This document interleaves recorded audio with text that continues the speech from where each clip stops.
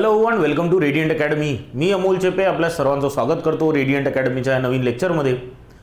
आज 22 फेब्रुवारी 2023 आपण आजचे करंट अफेअर्स बघूच. पण ते बघण्याच्या आधी नाही का तुम्हाला काही सांगायचं आहे.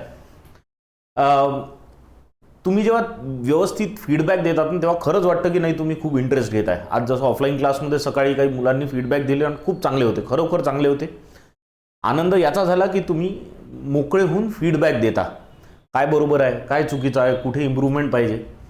आणि जेव्हा तुम्ही असे फीडबॅक देता ना तेव्हा आम्हाला अजून इंटरेस्ट येतो की आपण जे काही काम करत आहे ते अजून चांगल्या प्रकारे करावं.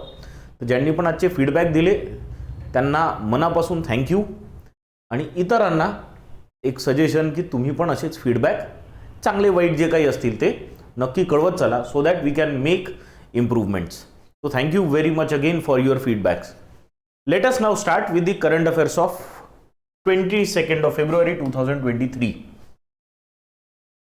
कधी असं ऐकलंय का तुम्ही की एखादी कंट्री आहे आणि त्याचे खूप सारे आयलँड्स आहे आणि त्या म्हणजे आयलँड्सनी बनलेली कंट्री आहे. किंवा भारतातच असं समजा ना की आपल्याला माहिती आहे भारताला आपण तिकडे बे ऑफ बेंगॉलमध्ये गेलो तो अंदमान निकोबार आयलँड्स आहे आणि आपल्याला माहिती आहे की इकडे आपण अरेबियन सीमध्ये पुढे गेलो इंडियन ओशनमध्ये साऊथ वेस्टर्न साईडला तर लक्षद्वीप आयलँड्स आहे. पण अचानक एक दिवशी तुम्हाला माहीत पडलं असं की भारताच्या आजूबाजूला अजून 150-200 आयलँड्स नवीन सापडले. म्हणाल एवढे दिवस आयलँड तर तिथेच असतील ना, आयलँड तर कुठे गेले नसतील, अचानक कसे काय सापडले? तर असं खरोखर जपानमध्ये झालेलं आहे. जपान ही अशी कंट्री आहे की जी खूप साऱ्या आयलँड्सनी बनलेली आहे आणि त्या म्हणजे किती आयलँड्स आहे माहिती आहे का? जपान जवळपास 7,000 आयलँड्सनी बनलेलं आहे. जपानमध्ये ऑलरेडी 7,000 आयलँड्स आहे छोटे मोठे. मेजर 4-5 आयलँड्स आहे मोठे, पण 7,000 आयलँड्स आहे. आणि हा तर सर्वे जेव्हा केला होता तेव्हा सापडलं. आत्ता काय केलं जपानने एक नवीन सर्वे केला आणि तो डिजिटल सर्वे केला. पहिलेचा जो सर्वे होता तो पेपरवर होता. पेपरवर जरी सर्वे असतील तरी लोक बोटनी गेलेच असतील ना त्या आयलँडपर्यंत त्या आयलँडपर्यंत बघायला. तर असा 7,000 आयलँड्सचा सर्वे केला होता तेव्हा. आणि ही 36 वर्ष आधीची गोष्ट. आता 36 वर्षानंतर त्यांनी डिजिटल सर्वे केला. डिजिटल सर्वेमध्ये काय मिळालं माहिती आहे का? जपानच्या आजूबाजूला 7,000 नाही 14,000 आयलँड्स आहे जपानमध्ये. 14,000 म्हणजे जपानमध्ये आता 7,000 मध्ये अजून ॲडिशनल जवळपास 7,000 नवीन आयलँड सापडले आहे. तर ही एक महत्त्वाची आणि खूप मोठी न्यूज आली आहे. तर त्याच्यावर आपण पहिले लक्ष देऊ. काय आहे बातमी? Japan discovers 7,200 new unknown islands. हे माहितीच नव्हतं की त्यांना हे आयलँड्स आहे आपल्या देशात आहे, हे माहितीच नव्हतं. असे 7200 7,200 नवीन आयलँड्स यांनी जपाननी शोधून काढले. कसे काय शोधून काढले तर हे बघू. काय झालं, जपानमध्ये पहिल्यांदा एक सर्वे झाला होता. हा सर्वे झाला होता 1987 मध्ये आहे ना. 1987 मध्ये सर्वे झाला आणि तेव्हा जपानमध्ये टोटल नंबर ऑफ आयलँड्स होते 6,852. 6,800 म्हटलं जवळपास 7,000 आयलँड्स होते. 6,852 आयलँड्स होते आहे ना. आणि नंतर मग आता 36 वर्षानंतर आता काय झालं की तिथे एक त्यांची एजन्सी आहे, सरकारी एजन्सी जपानची, ज्याचं नाव आहे जिओस्पेशल इन्फॉर्मेशन ऑथॉरिटी ऑफ जपान. तर ही जिओस्पेशल इन्फॉर्मेशन ऑथॉरिटी ऑफ जपान जी आहे यांनी सॅटेलाइटच्या इमेजेस घेतल्या.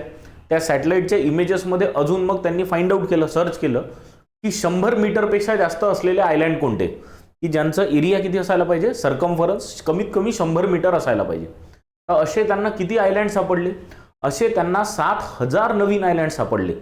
Exactly speaking 7,272 new islands have been found.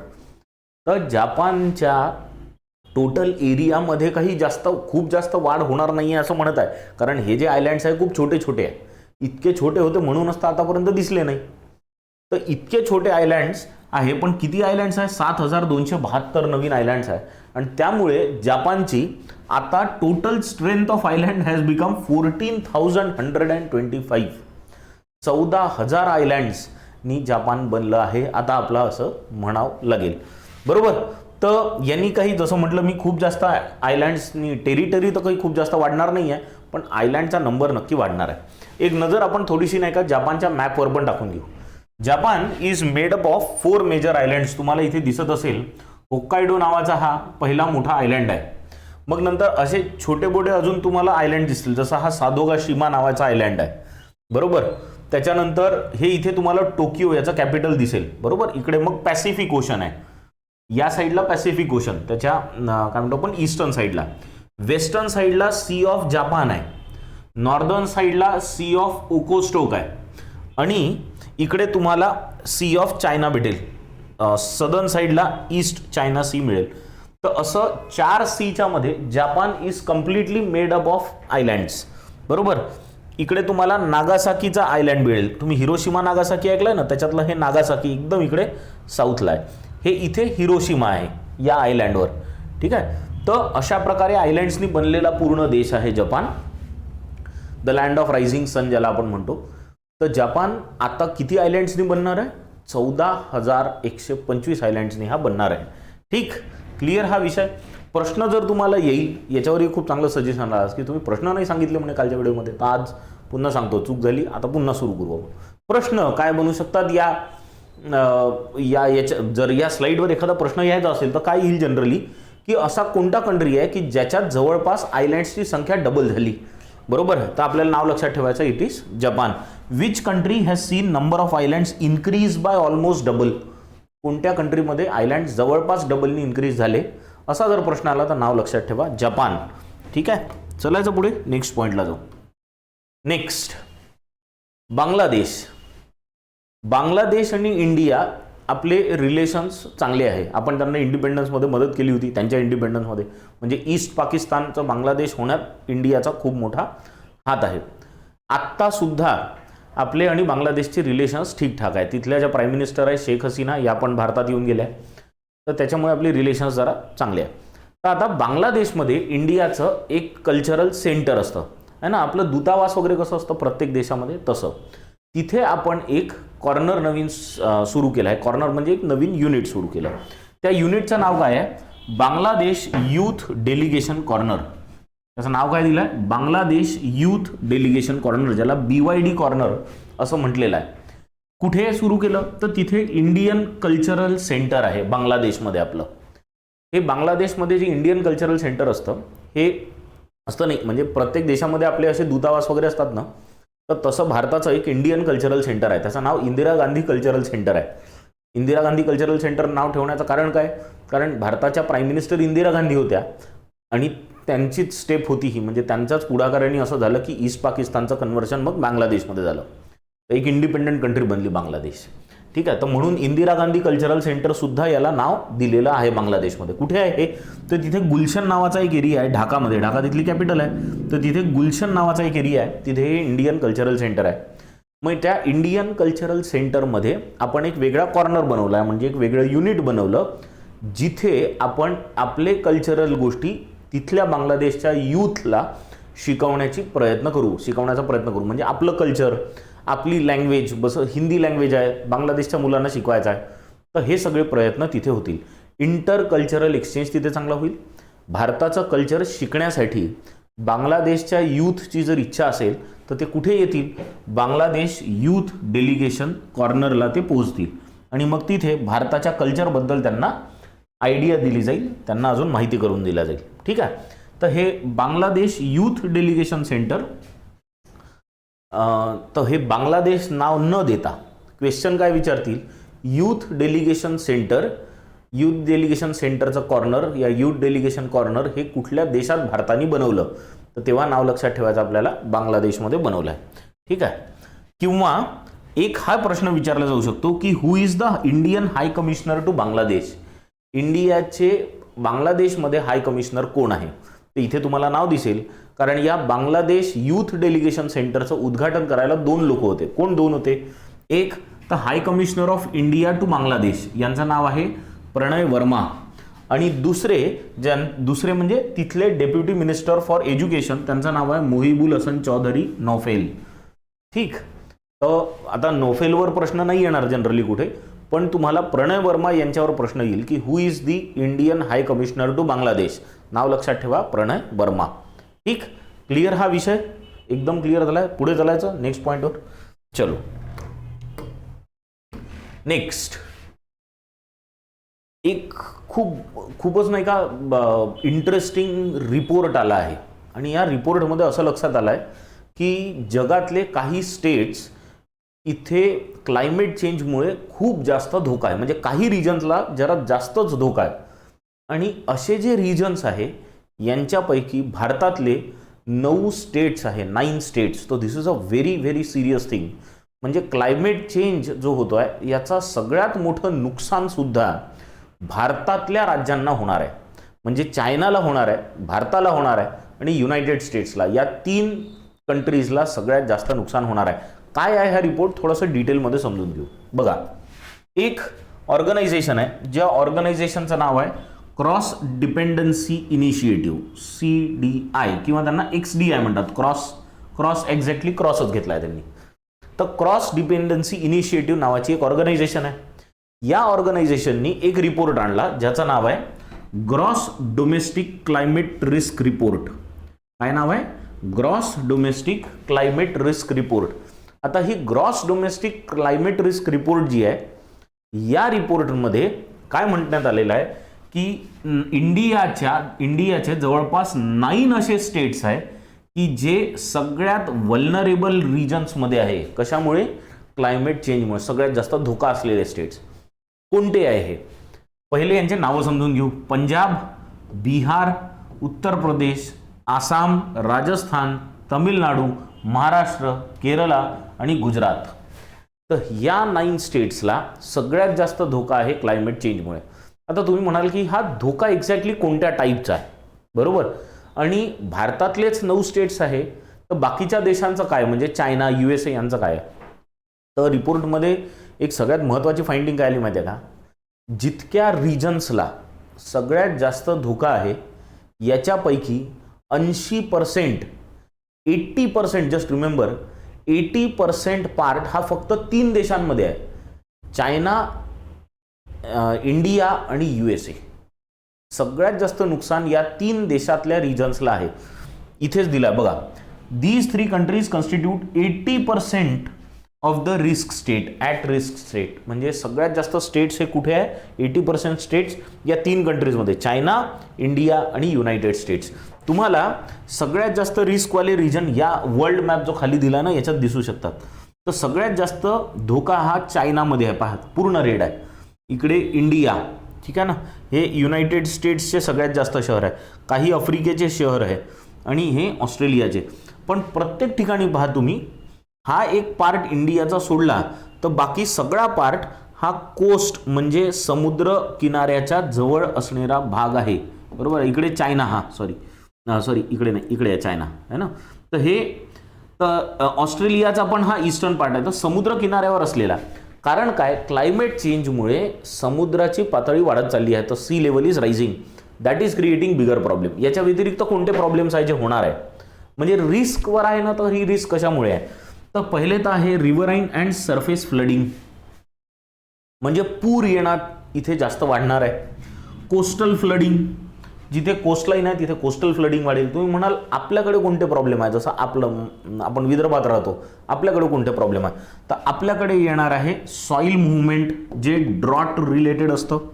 त्याच्यानंतर आपल्याकडे सगळ्यात मोठा मुद्दा म्हणजे एक्स्ट्रीम हीट, फॉरेस्ट फायर, हे सगळे विषय सेंट्रल इंडियामध्ये येतील. म्हणून तुम्हाला इथे मध्य प्रदेश हे खूप डार्क रिजनमध्ये इथे दिसत आहे.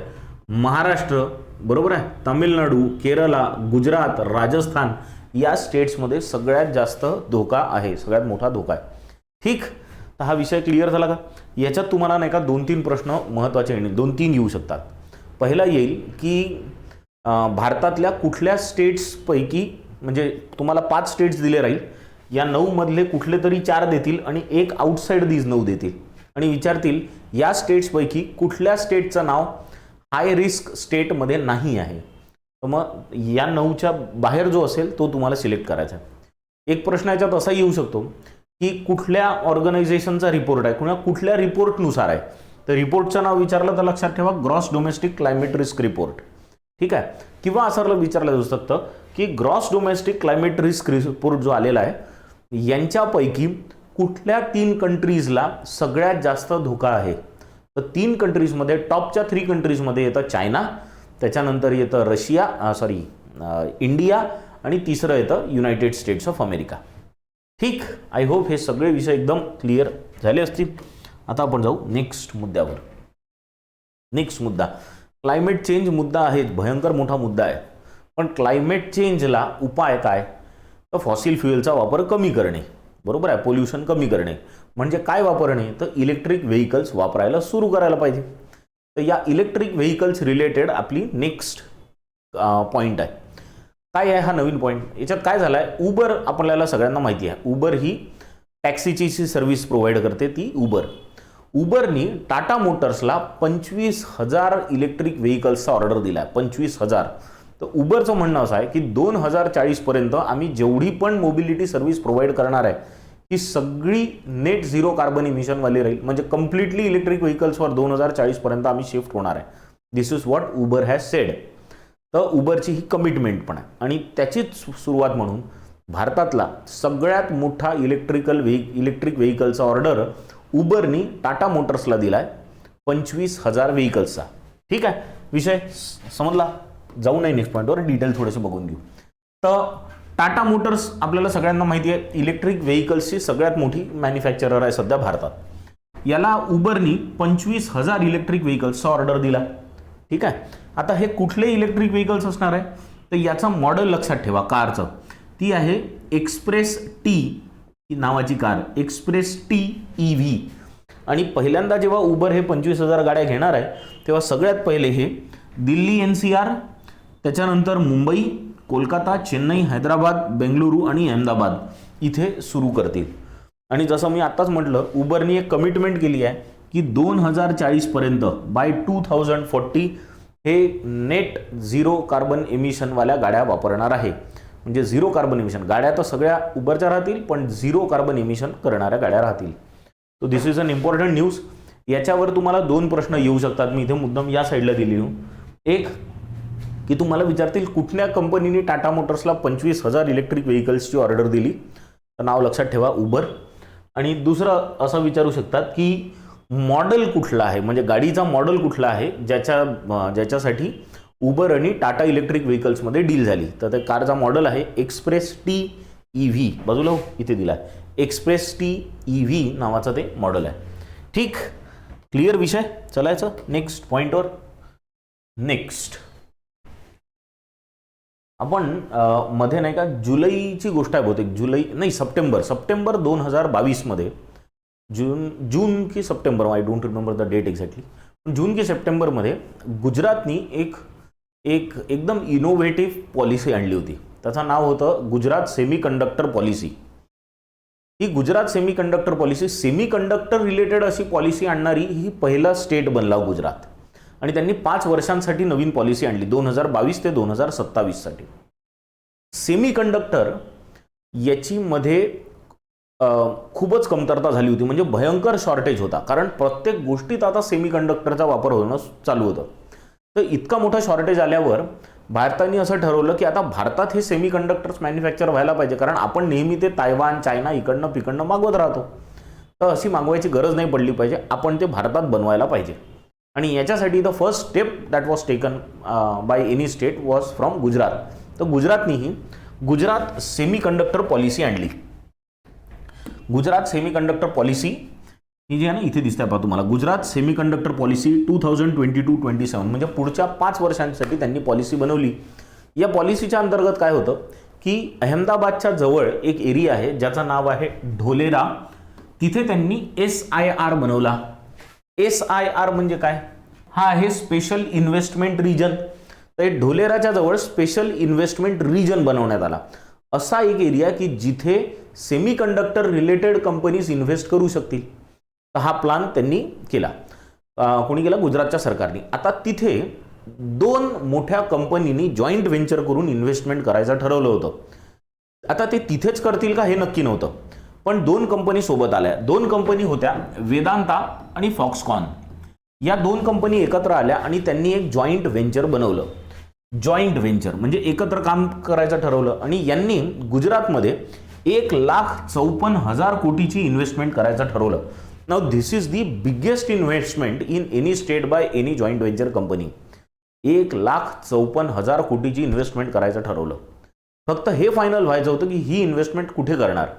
तर आत्ता फायनल झालाय की वेदांता फॉक्सकॉन यांनी Dholera special investment region, Dholera SIR, याला भारतातली पहिली सेमीकंडक्टर फॅसिलिटी मॅन्युफॅक्चर करण्यासाठी प्लांट टाकायला ही जागा निवडलेली आहे. तर भारतातला पहिला सेमीकंडक्टर मॅन्युफॅक्चरिंग प्लांट हा कुठे होणार आहे असा प्रश्न नक्की तुम्हाला येणार आहे. तर त्याचं नाव लक्षात ठेवा, ढोलेरा स्पेशल इन्व्हेस्टमेंट रिजन. ठीक आहे. आणि या ढोलेरा SIR जे आपण म्हणतो याला शॉर्टमध्ये, ही ढोलेरा SIR इथे एक शहरच उभं करायचं गुजरात सरकारने ठरवलं आणि त्याचं नाव त्यांनी दिलं होतं सेमिकॉन सिटी. ठीक आहे ना. तर ही सेमिकॉन सिटी कुठल्या स्टेटमध्ये आहे जर विचारलं, सेमिकॉन स्टँड्स फॉर सेमीकंडक्टर, तर सेमिकॉन सिटी कुठे आहे विचारलं तर गुजरातमध्ये अहमदाबादच्या जवळ आहे, हे लक्षात ठेवा. बरं, आता ही गुजरातची जी सेमीकंडक्टर पॉलिसी आली होती याच्यात झालं काय होतं, म्हणजे म्हटलं काय याच्यात, तर याच्यात असं म्हटलं होतं की जर तुम्ही या ढोलेरा स्पेशल इन्व्हेस्टमेंट रिजन याच्यात जर इन्व्हेस्ट करत असाल तर तुम्हाला आम्ही 100% स्टॅम्प ड्युटी रिफंड करू, म्हणजे तुम्हाला देऊ माफ करू ती. त्याच्यानंतर स्पेशल तुम्हाला म्हणजे जर तुम्ही मोठे बिझनेसेस जर स्टेटमध्ये येत असतील ना तर त्यांना स्टेट अलाउ करत असते, त्यांना वेगवेगळी सूट देत असते. कारण काय होतं, असे मोठे बिझनेसेस तुमच्या स्टेटमध्ये आल्यामुळे तिथे एम्प्लॉयमेंट जनरेट होतं, लोकांना पगार मिळणं सुरू होतं, पैसे मिळणं सुरू होतात आणि मग ते लोक टॅक्स भरून सरकारची इन्कम वाढवतातच.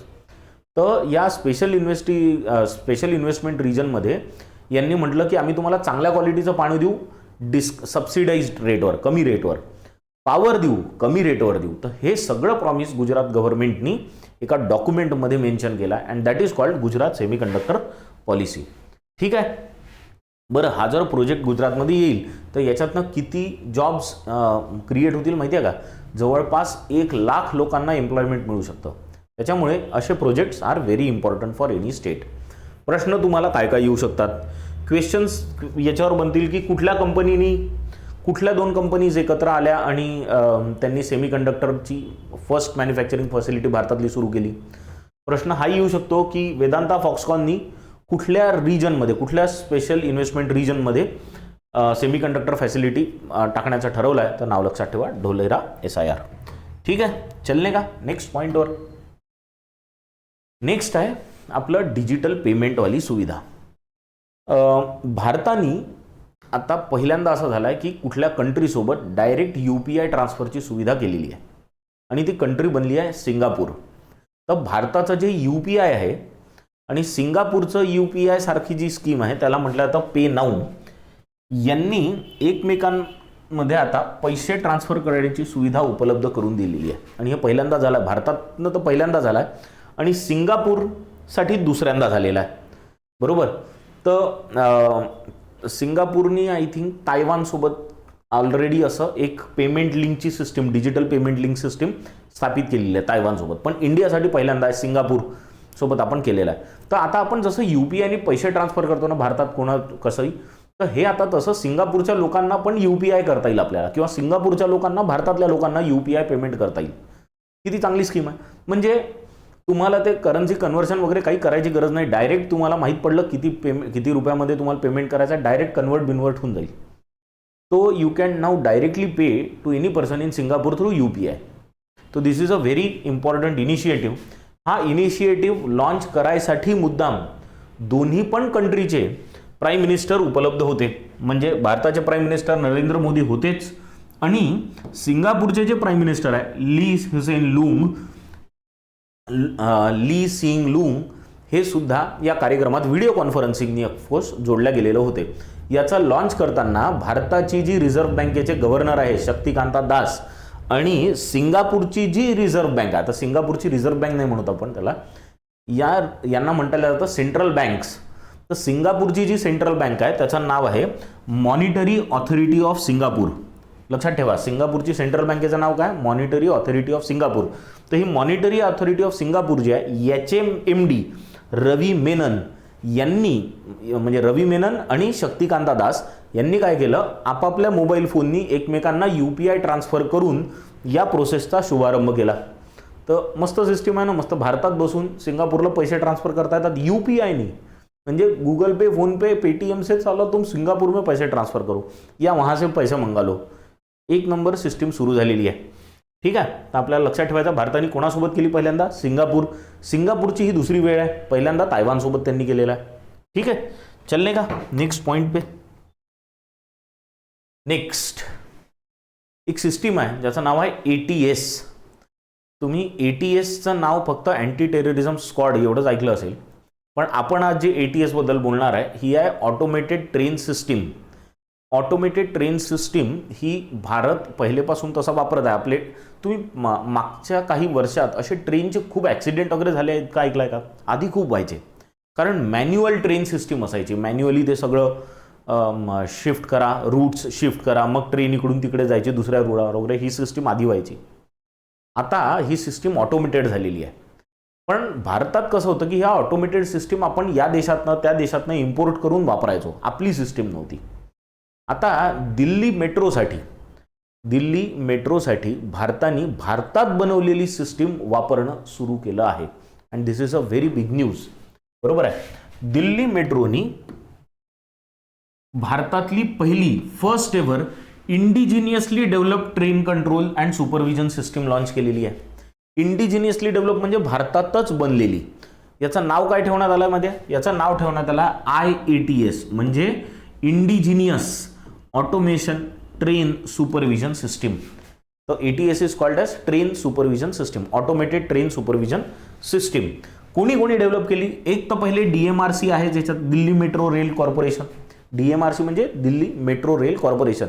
आणि दुसरं BEL म्हणजे भारत इलेक्ट्रॉनिक्स लिमिटेड, ज्यांच्याबद्दल आपण कालच चर्चा केली होती की भारत इलेक्ट्रॉनिक्स लिमिटेड हे इस्रायलच्या IAI पासून टेक्नॉलॉजी घेऊन लोरा नावाचं मिसाईल भारतातच बनवणार आहे. ये इन्फॉर्मेशन आपण कल ही देखी थी.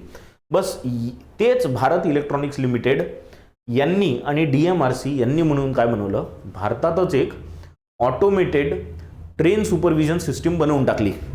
आणि त्याच्यामुळे काय झालं की भारतातले हे मेक इन इंडिया किंवा आत्मनिर्भर भारत वगैरे जे आपण म्हणतो ना, याला एक खूप चांगला बूस्ट मिळालेला आहे. अशी स्वतः बनवलेली सिस्टीम वापरणाऱ्या कंट्रीज खूप जास्त नाही आहे जगात. There are only 5 such countries. त्याच्यातली एक भारत बनला आहे. आता 6च कंट्री आहेत जगात, म्हणजे भारतच 6वी कंट्री बनला. तर जगात अशा फक्त 5 कंट्री आहे जे स्वतः ट्रेन सुपरविजन सिस्टीम बनवतात आणि ते वापरतात. तो बहुत बड़ी अचीवमेंट है इंडिया के लिए. तुमच्यासाठी पण एक प्रश्न आहे, म्हणजे तुम्हाला नंतर क्वेश्चन्स ऑफ द डे तर मी टाकलेलेच आहे 5, पण त्याच्या व्यतिरिक्त तुमच्यासाठी एक प्रश्न आहे की तुम्ही मला सांगायचं आहे की इंडिया जर 6व्या नंबरची कंट्री बनला आहे हे ATS स्वतः बनवलेलं वापरणारी, तर बाकीच्या पहिल्या 5 कंट्रीज कोणत्या आहे याचे नावं तुम्हाला कमेंट बॉक्समध्ये द्यायचे आहे. So this is a special question for the day. ठीक आहे, क्लिअर. चलायचं पुढे नेक्स्ट पॉईंटवर. प्रश्न आता प्रश्न याच्यात बनवू शकतात की इंडियाने जी ऑटोमेटेड ट्रेन सुपरविजन सिस्टीम बनवली याचं नाव काय आहे? नाव आहे IATS. IATS कुठे लॉन्च झाली? कुठे लॉन्च झाली आहे? दिल्ली मेट्रो रेल कॉर्पोरेशनच्या रेड लाईनवर. हा विषय सांगायचा राहिला ना सुरुवातीला. रेड लाईनवर पहा, रेडमध्येच लिहिली आहे ती रेड लाईन. तर वेगवेगळ्या लाईन्स आहेत त्या दिल्ली मेट्रोच्या, तर तिथे रेड लाईनवर पहिल्यांदा सुरू केली पायलट प्रोजेक्ट म्हणून. तिथे जर व्यवस्थित चालली तर मग बाकी सगळीकडे ती वापरण्यात येईल. बरं, ही सिस्टीम इतकी चांगली आहे की आता सध्या तर मेट्रोसाठी वापरत आहे, पण नंतर कदाचित ही रेग्युलर जे आपल्या सगळ्या ट्रेन्स आहे याच्यासाठी सुद्धा वापरता येईल. ठीक, चलने का नेक्स्ट पॉइंट पे. Next tennis. काल चर्चा केली होती टेनिसवर, आठवते का? कालच चर्चा झाली आपली टेनिसवर. काय चर्चा झाली होती टेनिसवर? की रोटरी क्लबनी एका टेनिस प्लेयरला लाईफ टाईम अचीवमेंट अवॉर्ड दिला. पाहिलं होतं ना काल? विजय अमृतराजच्या हस्ते दिला होता. त्यांचं नाव तुम्हाला विचारलं होतं मी. तर हा विषय तर आपण टेनिसबद्दल काल घेतलाच. आज टेनिसबद्दल आपल्याकडे काय विषय आहे? तर आजचा जो पॉईंट आहे तो आहे अर्जेंटिना ओपन जी टेनिस टुर्नामेंट झाली, हा टायटल कार्लोस अल्काराज यांनी जिंकला. तर अर्जेंटिना ओपन कोणी जिंकला? Carlos Alcaraz. तुम्ही म्हणा कार्लोस अल्काराज कोणा? भाई स्पेनचा प्लेयर आहे, खतरनाक प्लेयर आहे. खतरनाक प्लेयर म्हणजे US ओपन 2022 कार्लोस अल्काराजने जिंकली होती आणि तेव्हा तो फक्त 19 वर्षाचा होता. He was only 19 years of age. सिर्फ 19 साल की उम्र में उसने US ओपन जीतली थी. आणि जगातला ATP म्हणजे एशियन एशियन नाही, ऑल टेनिस, ऑल नाही थांबा, ATPचा अर्थ काय आहे? प्रोफेशनल, हां, ATP म्हणजे असोसिएशन ऑफ टेनिस प्रोफेशनल्स, हे जे रँकिंग करत असतात, तर याच्यात फर्स्ट नंबरच्या रँकवर पोहोचणारा सगळ्यात कमी वयाचा मुलगा कोण होता? तर हा कार्लोस अल्कराज होता. तर कार्लोस अल्कराजनी फायनल मॅचमध्ये कॅमेरून नोरीला हरवत 7th नंबरचं टायटल आपल्या नावाला केलेलं आहे. सध्या कार्लोस अल्कराज हे 2nd नंबरवर आहे, ATP रँकिंगमध्ये 2nd नंबरवर आहे. ATPचा फुल फॉर्म काय? तर असोसिएशन ऑफ टेनिस प्रोफेशनल्स. ठीक, चलायचं नेक्स्ट पॉइंटवर. चलो नेक्स्ट, नीती आयोग. भारतात प्लॅनिंग कमिशन होतं पहिले 2015च्या आधी. 15मध्ये नीती आयोग बनला. नीती आयोगचे चेअरपर्सन नेहमी प्राईम मिनिस्टर असतात. या नीती आयोगचे आता जे CEO आहे ते आता दुसऱ्या ठिकाणी गेले, त्याच्यामुळे नवीन CEOची अपॉइंटमेंट नीती आयोगमध्ये झालेली आहे. आणि हा प्रश्न खूपच महत्त्वाचा आहे. इथे 3 नावांबद्दल चर्चा करणार आहे आपण. तिन्ही नावं तुम्हाला लक्षात ठेवायची आहे. पहिले, नीती आयोगचे जे CEO आत्तापर्यंत होते त्यांचं नाव आहे परमेश्वरम अय्यर. आता परमेश्वरम अय्यर हे सध्या एक्झिक्युटिव्ह डायरेक्टर म्हणून नियुक्ती झाली यांची. कुठे? वर्ल्ड बँकमध्ये. तर वर्ल्ड बँकचे एक्झिक्युटिव्ह डायरेक्टर म्हणून कोणाची नियुक्ती झाली? परमेश्वरम अय्यरची. त्याच्यामुळे परमेश्वरम अय्यर हे आता नीती आयोगमधनं बाहेर गेले. ठीक आहे. बरं, हे कोणाच्या जागी गेले परमेश्वरम अय्यर? परमेश्वरम अय्यर गेले राजेश खुल्लर यांच्या जागेवर. आत्तापर्यंत वर्ल्ड बँकेचे एक्झिक्युटिव्ह डायरेक्टर कोण होते? राजेश खुल्लर. यांना आता रिप्लेस केलं परमेश्वरम अय्यर यांनी. आणि परमेश्वरम अय्यर जर वर्ल्ड बँकेत गेले तर नीती आयोगचे CEO म्हणून कोण आले? त्यांचं नाव आहे BVR सुब्रमण्यम. यांचं नाव काय आहे? BVR सुब्रमण्यम. हे BVR सुब्रमण्यम पहिलेही प्राईम मिनिस्टर ऑफिसमध्ये राहिलेले आहे. म्हणजे डॉक्टर मनमोहन सिंग जेव्हा प्राईम मिनिस्टर होते तेव्हा 2004 पासून 2008 पर्यंत हे त्यांचे पर्सनल सेक्रेटरी सुद्धा राहिलेले आहे. त्याच्यामुळे he knows all the details of the prime minister's office. आणि त्याच्यामुळे यांचं नीती आयोगचं CEO बनणं is a very very important news. ठीक आहे. तर BVR सुब्रमण्यम हे कोणाच्या जागेवर आले? परमेश्वरम अय्यरच्या जागेवर. परमेश्वरम अय्यर कोणाच्या जागेवर आले? राजेश खुल्लर यांच्या जागेवर. ठीक आहे ना? क्लिअर? राजेश खुल्लर कोण होते? तर executive director of the world bank होते हे. ठीक आहे. चलायचं पुढे. हे तुम्हाला इथे BVR सुब्रमण्यम दिसतील. आता नाही का, एक छोटंसं शॉर्टमध्ये आपण नीती आयोग काय आहे एक्झॅक्टली ते बघून घेऊ. बऱ्याच लोकांना तुमच्यापैकी नीती आयोग काय आहे माहीत नाही, म्हणून तिथे जाऊ. नीती आयोग काय आहे? 2015च्या आधी भारताकडे प्लॅनिंग कमिशन असा विषय होता. म्हणजे भारतासाठी पंचवार्षिक योजना हा शब्द तुम्ही ऐकला असेल, 5 इयर प्लॅन. तर दर 5 वर्षांसाठी, दर पुढच्या 5 वर्षांसाठी सरकार प्लॅन करायची. पण असं म्हटलं जातं की नीती आयोगचा जो प्लॅनिंग करण्याचा अप्रोच होता तो होता टॉप टू डाऊन. म्हणजे वर प्लॅन करून घ्या, वर देशाला तुम्ही पाहून घ्या, असा असा देशाची गरज आहे बा, तसं प्लॅन करा, नंतर त्या गोष्टी वरून खाली एक्झिक्यूट करा. वरून खाली गोष्ट येतपर्यंत बऱ्याचशा गोष्टी मिस होऊन जायच्या. म्हणून मग 2015मध्ये जेव्हा ही नवीन सरकार आली, मोदी सरकार आली, यांनी म्हणजे मोदी सरकार म्हणण्यापेक्षा NDAची सरकार म्हणायला पाहिजे आपण, NDAची सरकार आली, यांनी काय केलं? UPAच्या सरकारमध्ये असलेलं प्लॅनिंग कमिशनला केलं बंद. हे म्हणे आम्ही नवीन करतो आता याच्यात काहीतरी. तर नवीन काय केलं त्यांनी? नवीन ते एक तर नाव बदलून टाकलं आणि सिस्टीम बदलली काम करण्याची. तर आता त्याचं नाव आहे नीती आयोग. तर हे 2015मध्ये बनला, एवढं लक्षात ठेवा. तर नीती आयोग. आता नीती आयोगचा फुल फॉर्म काय आहे? तर याचा फुल फॉर्म आहे national institution for transforming India. नीतीचा फुल फॉर्म काय? National institution for transforming India. आता हे तसे 5 इयरचे प्लॅन बनवत नाही. पहिला तो 2017मध्ये जो प्लॅन झाला होता तो शेवटचा प्लॅन होता. ठीक आहे. आता हे कोणते प्लॅन बनवतात? हे बनवतात 15 इयर रोडमॅप, 15 वर्षाचा रोडमॅप म्हणजे लॉंग टर्म प्लॅन. एक त्याच्यानंतर बनतो 7 इयर व्हिजन, 7 वर्षांचं व्हिजन. त्याच्यानंतर strategy and action plan, Amrut, digital India, Atal innovation mission, medical education reform, agricultural reforms. हे सगळं काम म्हणजे ही सगळी प्लॅनिंग पूर्ण भारताच्या लेव्हलला काय काय नवीन करायचं आहे सगळं प्लॅन करणे आणि एक्झिक्यूट करणे, याचं सगळ्यांचं काम काय असतं? नीती आयोग. तर ही बेसिकली एक थिंक टँक आहे असा विचार करा, जी विचार करते, जी सल्ले देते आणि पॉलिसी बनवण्यासाठी मदत करते, याला म्हणतात नीती आयोग. मग नीती आयोगमध्ये कोण कोण राहतं? मोठा मोठा खाका जर तुम्ही याचा समजले ना, तर तुमच्या लक्षात येईल की एक तर चेअरमन असतात, म्हणजे ते प्राईम मिनिस्टर स्वतः आहे. मग प्राईम मिनिस्टरनी अपॉइंट केलेले व्हाईस चेअरमन असतात. एक्झिक्यूट करण्यासाठी CEO असतात. याच्या व्यतिरिक्त the main body consist of the chief ministers of all the states. सगळ्यात महत्त्वाची गोष्ट काय आहे, याच्यात सगळ्या राज्यांचे चीफ मिनिस्टर्स आणि जेवढ्या युनियन टेरिटरीज आहे यांचे सगळ्यांचे लेफ्टनंट गव्हर्नर्स, ठीक आहे ना, हे सगळे लोक या नीती आयोगचा भाग असतात. ठीक आहे. आता तुम्हाला इथे जी लिस्ट दिसते आहे, इथे नीती आयोगमध्ये असणारे बाकी सगळे लोक ॲडिशनल CMsच्या व्यतिरिक्त हे सगळे तुम्हाला मेंबर्स इथे दिसतील. सगळ्यात पहिले जसं दिसेल तुम्हाला इथे चेअरपर्सन आहे, मग इथे सगळे CMs आहे, स्टेट्सचे लेफ्टनंट गव्हर्नर्स आहे ना. मग त्याच्यानंतर रिजनल काउन्सिल्स बनवले जातात, मेंबर्स असतात त्याचे, काही पार्ट टाईम मेंबर्स असतात, काही एक्स ऑफिशियो मेंबर्स असतात वेगळे, स्पेशल इन्व्हायटीज पण राहतात, चीफ CEO तर असतातच, त्याच्यानंतर सेक्रेटरिएटसुद्धा असतात, है ना. तर हे सगळे लोक मिळून नीती आयोग बनतं आणि हे पूर्ण विचार करणे, थिंक टँक जी भारतासाठी विचार करेल, पॉलिसी बनवतील आणि या पॉलिसीचं एक्झिक्यूट करून घेतील. ठीक आहे, क्लिअर, एकदम क्लिअर आहे विषय. चलायचं पुढे नेक्स्ट पॉईंटवर. चलो,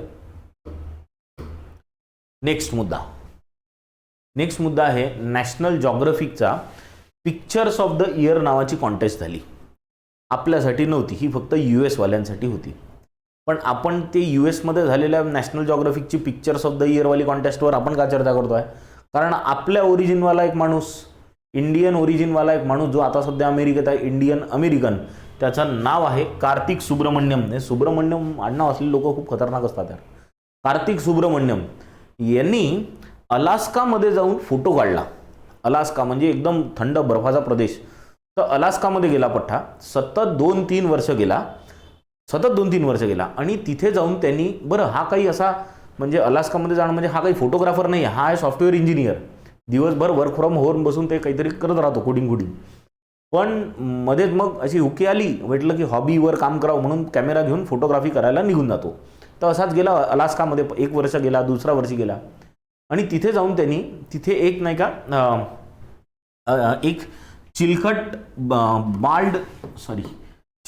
बाल्ड ईगल रिझर्व आहे तिथे, चिलखट बाल्ड ईगल रिझर्व. इथे जाऊन या बाल्ड रिझर्वला ऑब्झर्व केलं, तेव्हा त्याच्या लक्षात आलं की हे साल्मन नावाची जी मासोळी असते ना ती खातात आणि ते खायसाठी भांडतात.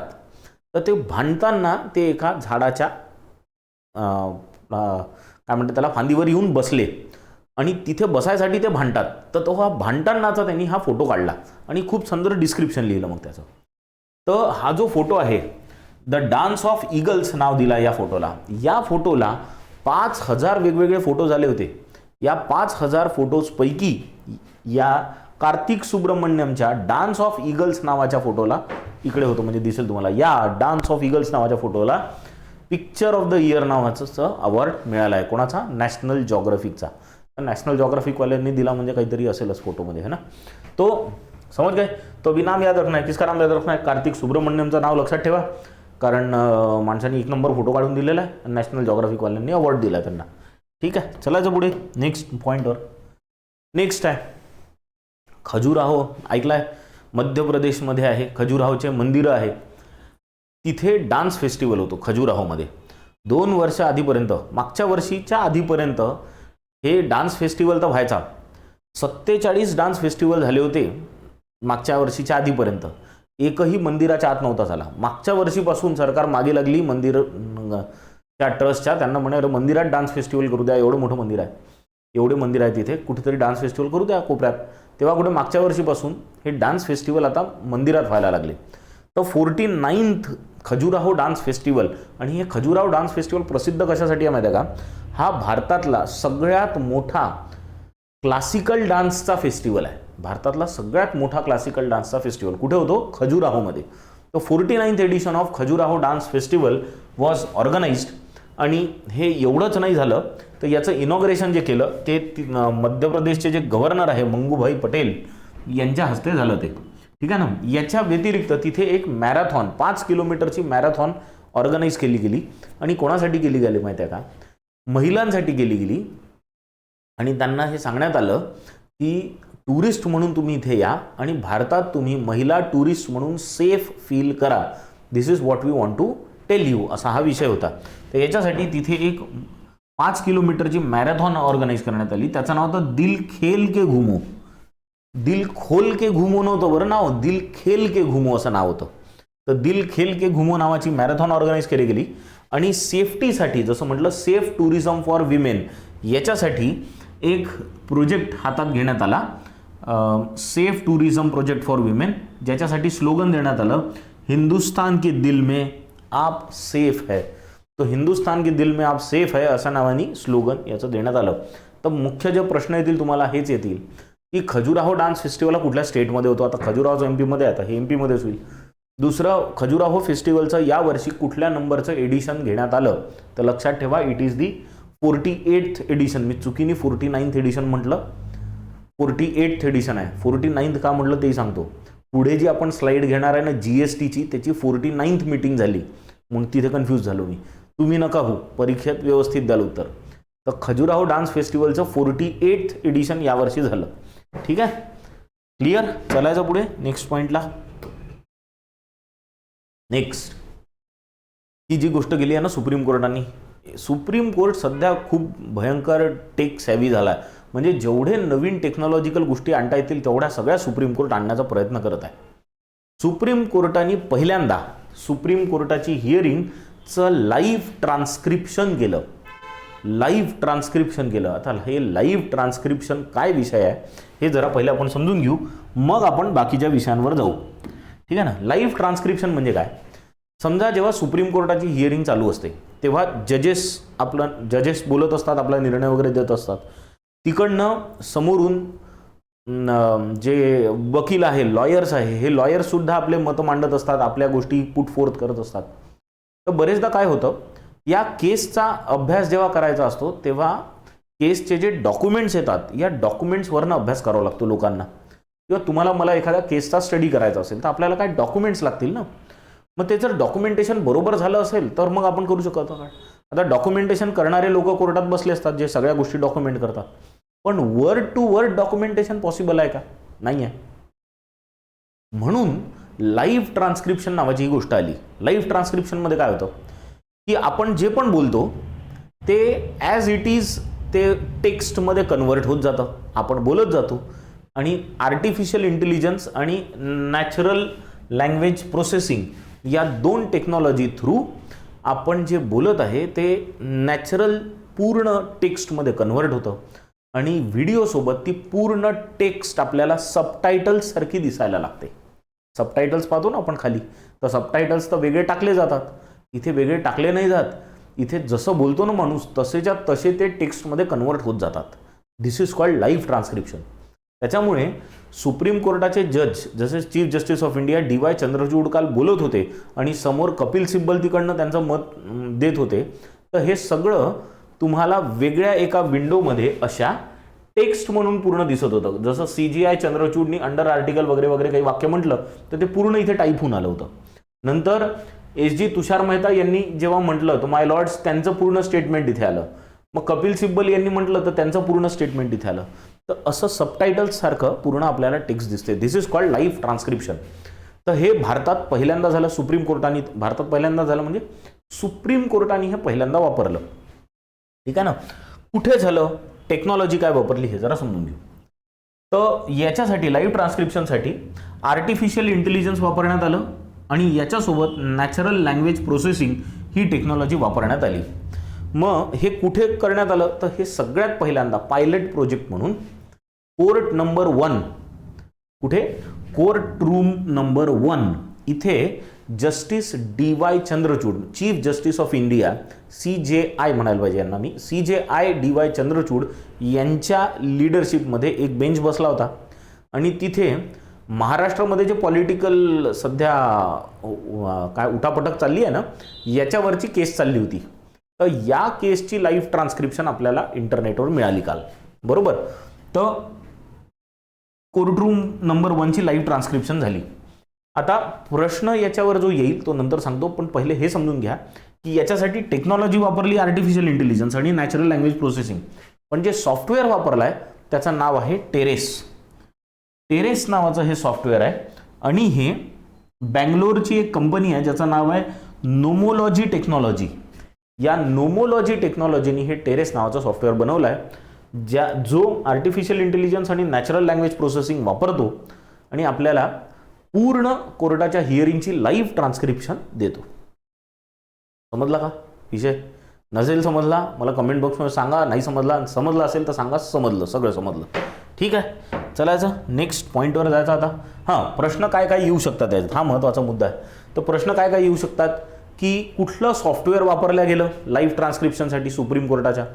दुसरा प्रश्न हा येऊ शकतो की कुठली टेक्नॉलॉजी वापरल्या गेली. तर टेक्नॉलॉजी वापरली तर म्हणतायचं आर्टिफिशियल इंटेलिजन्स आणि नॅचरल लँग्वेज प्रोसेसिंग, आणि सॉफ्टवेअर विचारलं तर टेरेस नावाचं सॉफ्टवेअर वापरायचं. किंवा असंही विचारू शकतात लाईव्ह ट्रान्स्क्रिप्शनसाठी जे टेरेस नावाचं सॉफ्टवेअर वापरलं गेलं आहे हे कुठल्या कंपनीने बनवलं. तर तेव्हा लक्षात ठेवायचं नोमोलॉजी टेक्नॉलॉजी बँगलोरची कंपनी आहे. नेक्स्ट, आणि हा शेवटचा मुद्दा आहे आपला, GSTची मीटिंग झाली, 49th GST काउन्सिल मीटिंग. आणि ही बजेट झाल्यानंतर पहा किती दिवसात झाली, 3 आठवड्यात आता झाली, 3 weeks नंतर लगेच बजेटच्या 3 आठवड्यानंतर ही 49th GST काउन्सिलची मीटिंग झाली आहे.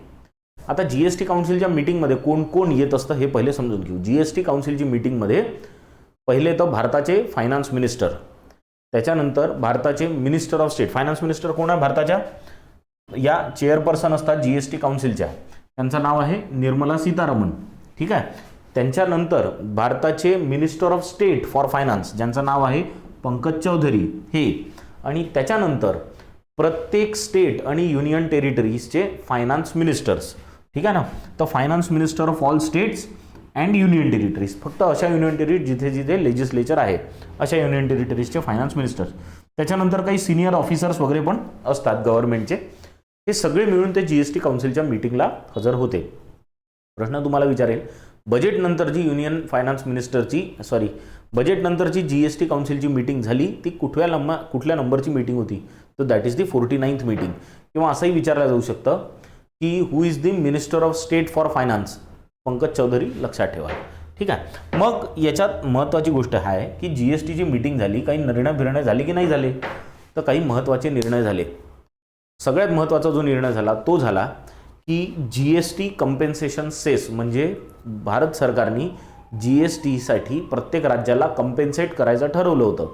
तर काही राज्यांचे तर एंटायर ड्यूज जेवढे ड्यू होते ते सगळे देऊन झाले आहे, आणि काही राज्यांचे जे ड्यू आहे ते भारत सरकारने लगेच क्लिअर केले. जसं जून 2022 पर्यंत जे सगळे ड्यूज होते ते सगळे गव्हर्नमेंटनी क्लिअर केले. This is the big news. GST compensation cess हा पूर्ण भारत सरकारने क्लिअर केला. आणि भारत सरकारने हे सुद्धा म्हटलं की GST कंपेन्सेशन करायला फंड नसल्यामुळे भारत सरकारने त्यांच्याजवळ जे फंड होते सरकारी वेगळे फंड्स त्याच्यातनं हा GST कंपेन्सेशन दिला आहे. त्याच्यामुळे स्टेट्सचा एक मेजर प्रॉब्लेम तिथे सॉल्व्ह झाला. दुसरं, ग्रुप ऑफ मिनिस्टर्स, इथे एक तुम्हाला वर्ड भेटला GOM. GOMचा अर्थ होतो ग्रुप ऑफ मिनिस्टर्स. या ग्रुप ऑफ मिनिस्टर्सनी, म्हणजे हे जेवढे मिनिस्टर्स आहे फायनान्स मिनिस्टर्स, हे सगळे फायनान्स मिनिस्टरनी एक म्हटलं होतं की आम्हाला अपील जर करायची असेल की आमचे ड्यूज मिळाले नाही, सेंट्रल गव्हर्नमेंटनी आम्हाला काही दिलं नाही आहे कंपेन्सेशन अजून बरोबर, तर आम्ही अपील कुठे करू, तर त्याच्यासाठी एक GST ॲपेलेट ट्रिब्युनल बनवण्याची घोषणा पण करण्यात आली. म्हणजे ही रिक्वेस्ट केली होती सगळ्या ग्रुप ऑफ मिनिस्टर्सनी. तर या ग्रुप ऑफ मिनिस्टर्सच्या रिक्वेस्टला होकार देण्यात आला की आपण असं एक GST ट्रिब्युनल बनवू.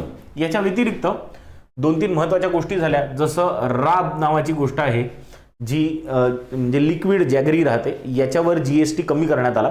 पहिले 18% होता, तर या 18%चा आता 0% करण्यात आला जर ती लूज असेल तर, आणि 5% करण्यात आला आणि जर ती पॅक असेल तर. आणि दुसरं म्हणजे आपलं जे शार्पनर असतं ना, पेन्सिल शार्पनरला पण 18% GST लागायचं पहिले, आता 12% GST लागेल असं म्हणण्यात आलं. तर काही GSTच्या रेट्समध्ये रॅशनलायझेशन पण करण्यात आलं आहे. तर हे काही मेजर चेंजेस GST काउन्सिलची जी 49th मीटिंग झाली, 18 फेब्रुवारीला मीटिंग झाली आहे ही, त्याच्यात हे चेंजेस झाले. ठीक आहे, चला पुढे नेक्स्ट पॉईंटवर.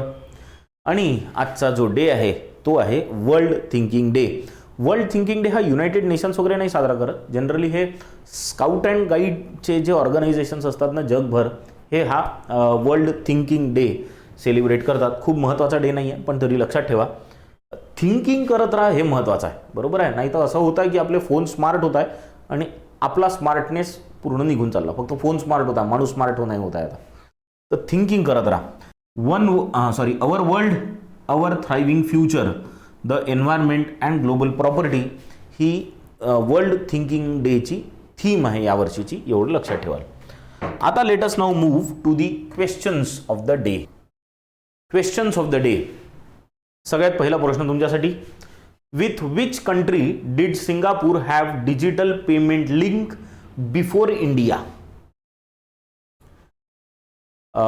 मला असं वाटत आहे की मी बहुतेक उत्तर तिकडे व्हिडिओमध्ये सांगताना चुकीचं सांगितलं आहे, ते ऑप्शनमध्ये दिसत नाही आहे. तुम्ही थोडं नेटवर शोधा आणि याचा करेक्ट आन्सर मला सांगा. मी तायवान सांगितलं होतं, तिकडे चुकीने सांगितलं होतं, माय मिस्टेक. पण आन्सर तायवान नाही आहे, कुठे ऑप्शनमध्ये तायवान नाही आहे. तर दुसरं कुठले तरी देश आहे ते जरा शोधा इंटरनेटवर आणि करेक्ट उत्तर सांगा. ठीक आहे. दुसरा सेकंड क्वेश्चन की कुठल्या दोन कंपनीजच्या जॉईंट व्हेंचरनी, JV stands for joint venture, यांनी इंडियाचा पहिला सेमी कंडक्टर मॅन्युफॅक्चरिंग प्लांट हा ढोलेरा SIR जे गुजरातमध्ये आहे तिथे सुरू करणार आहे. कुठल्या दोन कंपनीज आहे याचं उत्तर तुम्हाला द्यायचं आहे. ऑप्शन्स तुम्हाला इथे दिलेले आहे. तिसरा क्वेश्चन आहे सेंट्रल बँक जी आहे सिंगापूरची याचं नाव काय आहे? जसं भारताच्या सेंट्रल बँकचं नाव रिझर्व्ह बँक ऑफ इंडिया आहे, तसं सिंगापूरच्या सेंट्रल बँकेचं नाव काय आहे हे तुम्हाला सांगायचं आहे. मी सांगितलेलं आहे, ऑप्शनमध्ये तुम्हाला मिळून जाईल. त्याच्यानंतर तुम्हाला हे सांगायचं आहे की सध्या याच्यासाठी तुम्हाला जरा शोधावं लागेल. इंटरनेटवर शोधा, उत्तर काढा, नंतर तिथे कमेंट बॉक्समध्ये उत्तर लिहा. Who is currently the first ranked player according to ATP tennis ranking? ATP म्हणजे असोसिएशन ऑफ टेनिस प्रोफेशनल्स. यांच्या रँकिंगनुसार पहिला फर्स्ट रँक्ड टेनिस प्लेयर जगातला कोण आहे? मेन्स. मी मेन्स विचारत आहे, व्हेरी सॉरी, मी इथे मेन्स विचारत आहे ना, मेन्सवाला. तो प्लीज पे अटेन्शन. मेन्स रँकिंगमध्ये कोण आहे? ठीक आहे ना, हे लक्षात ठेवाल प्लीज. नेक्स्ट क्वेश्चनवर जाऊ. Who has been appointed as the CEO of NITI Aayog? Final question आहे तुमच्यासाठी. नीती आयोगचे CEO म्हणून कोणाची अपॉइंटमेंट झाली आहे? तो दीज वेर द क्वेश्चन्स आणि हे सगळे पॉईंट्स होते. तुम्ही असेच फीडबॅक देत राहा, त्यांनीच खरंच उत्साह येतो तुमच्याशी येऊन रोज बोलण्याचा. कितीही काम असलं तरी संध्याकाळी तुमच्याशी येऊन बोलण्याचा आनंद वेगळाच आहे. Thank you very much for listening.